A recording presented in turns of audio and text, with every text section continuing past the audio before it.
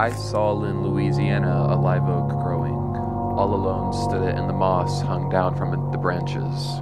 Without any companion, it grew there, uttering joyous leaves of dark green, and its look, rude, unbending, lusty, made me think of myself. But I wondered how it could utter joyous leaves standing alone there without its friend near. For I knew I could not, and I broke off a twig with a certain number of leaves upon it, and twined around it a little moss, and brought it away. And I have placed it in sight in my room. It is not needed to remind me as of my own dear friends, for I believe lately I think of little else than of them. Yet it remains to me a curious token. It makes me think of manly love. For all that, and though the live oak glistens there in Louisiana solitary in a wide flat space, uttering joyous leaves all its life without a friend, a lover near, I know very well I could not. Whitman is a humanist and mystic, maybe even a pantheist, I don't really know. His collection, Calamus, works to refashion American fears of intimacy by using sexual ambiguity to obscure traditional concepts of gender, and by expanding the poetic consciousness from the ego to the holistic, spiritual body of humanity. The poet employs affirmation and then abstraction of the self, sexual ambiguity and imagery, political bodily symbolism and free verse to help make his democratic aesthetic manifest. Walt Whitman's pioneering free verse style and seeming lack of any rhyme contributes to the fluidity of his human vision. These technical liberations mirror the liberation for human beings onto which Whitman focuses his poetic efforts. There is a lot of male homoeroticism used as a bonding tool with emotions between people of a nation. Whitman's democracy is built off of the possible intrusion of those semi-sexual emotions and actions which no doubt do occur between men. For Whitman's democracy to work, there must be affection. Whitman himself said, "Affection shall solve every one of these problems of freedom."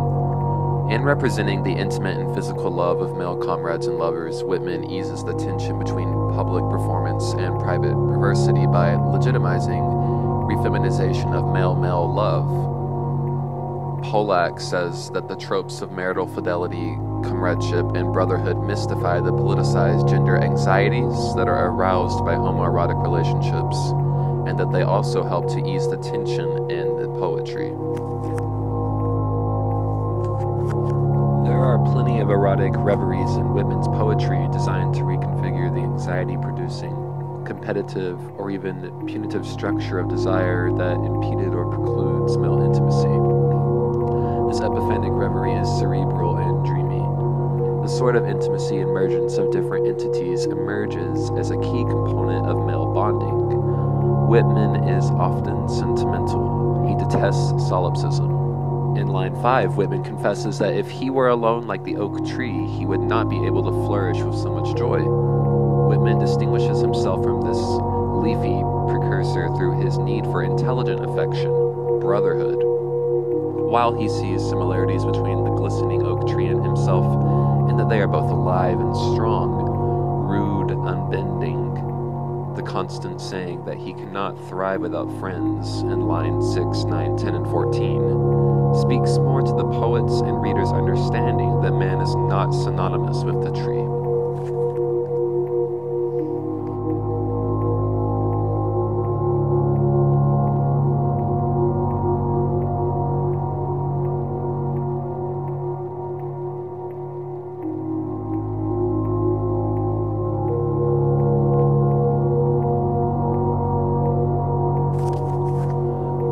Takes a token from the oak tree, a twig. Whitman cannot tame the twig. He tries bringing it back into his house, which is symbolic of the male economic mindset that is power and humiliation driven. But instead, Whitman is redirected in his thoughts to manly love.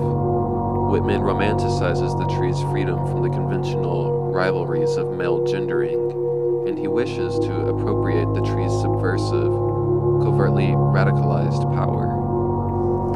Man is not meant to be alone. Humanity has tried, no doubt, to be happy in egocentric, grossly approximated bubbles of comfort that shut out the human other, but has again and again failed.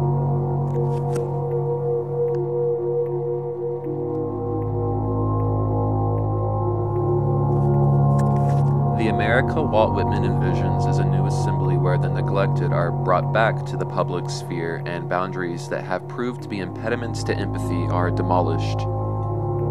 This model of humanity, accented with unabashed, pervading sexuality, is fluid and does not bode well with rigid conventions that separate this man from that man.